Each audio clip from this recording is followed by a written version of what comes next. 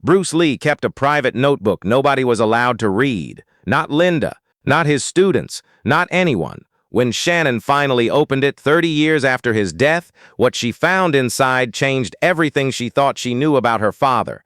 Hong Kong, 19... Bruce Lee sits at his desk. Late at night. The house quiet. Linda asleep. Brandon and Shannon asleep. The city outside still buzzing but distant, filtered through walls and windows into background noise. Bruce writes, not for publication, not for students, not for interviews or books or posterity, for himself. The way people write when the audience is only the page, when the words don't need to impress or instruct or inspire, just need to be true. The notebook is black, small, fits in his jacket pocket. He's carried it for 2 years, filled half of it already. Thoughts, questions, doubts, observations, things he can't say out loud, things that don't fit the image, things that are true but inconvenient. He writes tonight about failure, not the public kind, the private kind, the kind that happens in training when nobody watches, when he attempts something and it doesn't work, when the body doesn't respond the way the mind instructs, when Bruce Lee fails to be Bruce Lee.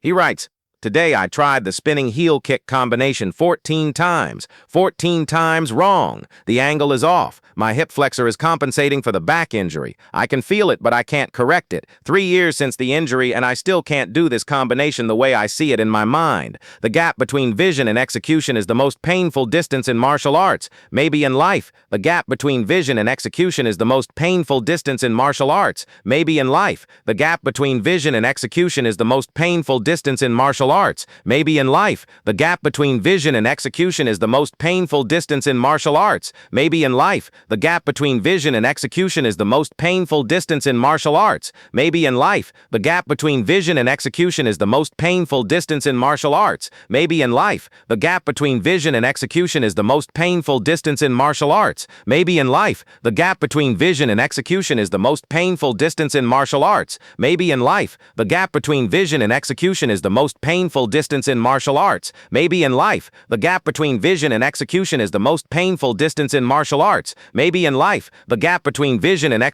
He pauses, reads what he wrote, then continues. I don't tell my students about the 14 failures. I show them the 15th attempt, which is slightly better, and call it a demonstration. They see success. They don't see the 14 failures that made it possible. I wonder sometimes if this is teaching or performance. Whether showing only success creates students who can't handle failure. Whether my students think progress is linear because I only show them the line, not the mess underneath it. Bruce closes the notebook, puts it in the drawer of his desk. The locked drawer. The one Linda knows exists but has never asked about. The one nobody touches. He goes to bed, gets up the next morning, trains, teaches, films, lives the public life. The notebook stays locked. The private thoughts stay private. This is the pattern for 2 years. Bruce writes in the notebook, when something needs saying that can't be said anywhere else. The thought's too vulnerable for students, too complicated for interviews, too honest for the image. He writes about his father, about the distance between them that never fully closed, about wanting approval that never came in the form he needed, about becoming world famous and still sometimes feeling like the kid in Hong Kong who wasn't good enough. He writes about Linda, about how much he loves her and how bad he is at showing it when he's stressed, about the times he was harsh when he should have been gentle, about the guilt that comes at 2 a.m. when he remembers a conversation he handled wrong and can't take back. He writes about Brandon, 8 years old, watching his father with those serious eyes that see too much. Bruce worries about Brandon, about the weight of the name, about whether being Bruce Lee's son is a gift or a burden, about whether he's teaching Brandon strength or just teaching him to perform strength. He writes about Shannon, 3 years old, still uncomplicated, still just love without analysis. Bruce treasures this, knows it won't last, knows eventually Shannon will start seeing him as something more complicated than Daddy. He wants to hold on to the simple version as long as possible. He writes about fear. Not the fear of physical danger, the other kind, the fear of being found out, of someone looking past the performance and finding emptiness, of the legend being a very convincing story with nothing underneath. Some days I believe in what I've built, he writes. Most days I believe, but some days I look at myself in the mirror and see someone pretending. Someone who learned very well how to look like Bruce Lee, and I wonder who is underneath the learning. What is left when you remove the discipline and the training and the philosophy and the image? Is there a person there, or just the performance all the way down? He writes about death. Not often, but occasionally. Not with fear, with curiosity, with the philosophical approach he applies to everything. I don't know when I'll die, he writes once. Nobody does. But I think about it more than I admit, not because I'm afraid of dying, because I'm afraid of not finishing, of leaving things incomplete. Brandon is 8, Shannon is 3. I have so much to teach them, so much to show them. I need more time. I always need more time. He writes this in May 1970, 2 months before he dies. The notebook goes with Bruce everywhere. In his jacket, in his bag, close. The one private space in a very public life. When Bruce dies in July 1973, Linda finds the notebook in his desk drawer, the locked drawer whose key she finds in his wallet. She holds the notebook for a long time without opening it, feels the weight of it, not physical weight, the other kind. She doesn't open it, not yet, maybe not ever. This was Bruce's private space. He kept it locked for a reason. Opening it feels like a violation, like entering a room you were never invited into. She puts it back. Locks the drawer, keeps the key. Years pass. The notebook sits in the drawer. Linda moves. Takes the desk. Takes the drawer. Takes the notebook. Still locked. Still unread.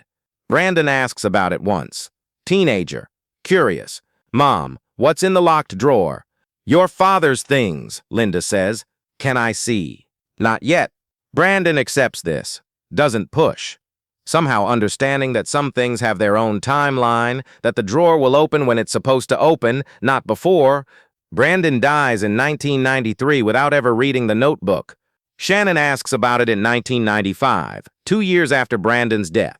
She's 26 years old. Managing her father's legacy, running the Bruce Lee Foundation, spending her days thinking about who her father was and what he meant and how to carry that forward. Mom, Shannon says one afternoon. The notebook. Linda looks at her. A long look. Measuring. Deciding. You're ready? Linda asks. Right. I don't know, Shannon says honestly, but I think it's time. Linda gets the key. Opens the drawer. Takes out the notebook. Black. Small. Worn at the edges from 2 years of being carried in a jacket pocket. She hands it to Shannon. Shannon holds it. Feels the weight. The same weight Linda felt in 1973. 22 years ago. A different kind of heavy. She opens it.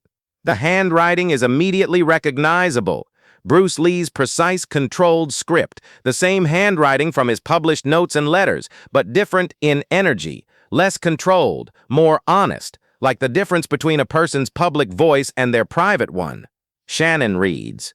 She reads for 4 hours, straight through, barely moving. The notebook isn't long, but each page requires time. Each entry requires sitting with what it says before moving to the next one. She reads about the 14 failed kicks, and the one she never knew about his father and the approval that never came, about loving Linda imperfectly and knowing it, about Brandon's serious eyes, about her own uncomplicated love that he treasured.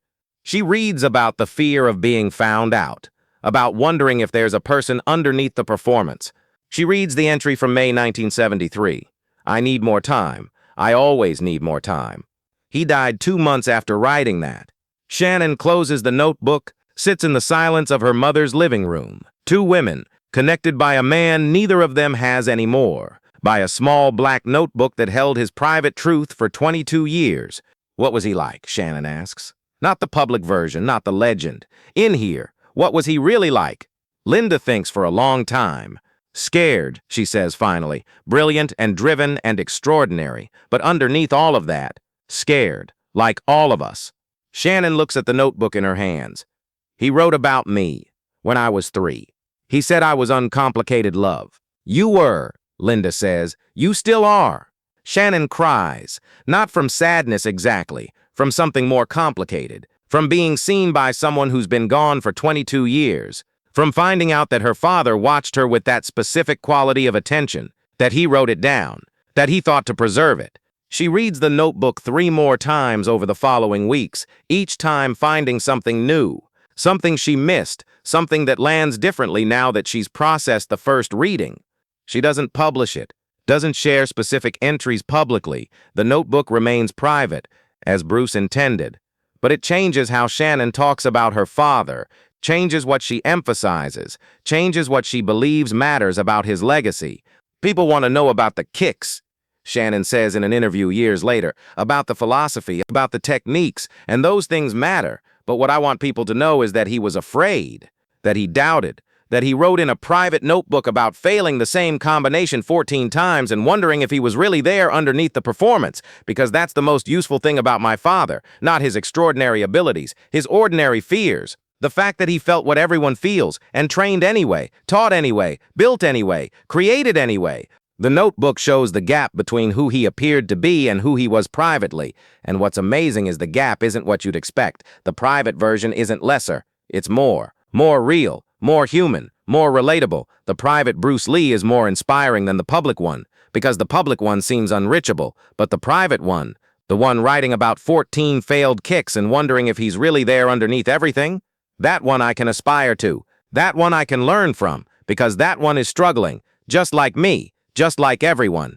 The notebook exists. Shannon has it. It will never be fully published. Some things belong to family. Some truths are too private for public consumption. But knowing it exists changes something. Changes how we understand Bruce Lee. Not as an icon who arrived fully formed, as a person who wrote his doubts in a locked drawer and got up every morning and trained anyway.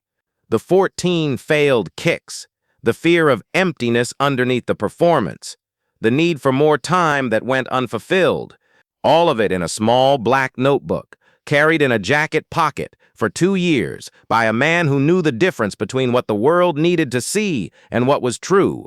The notebook nobody was allowed to read. That held the most important things Bruce Lee ever wrote,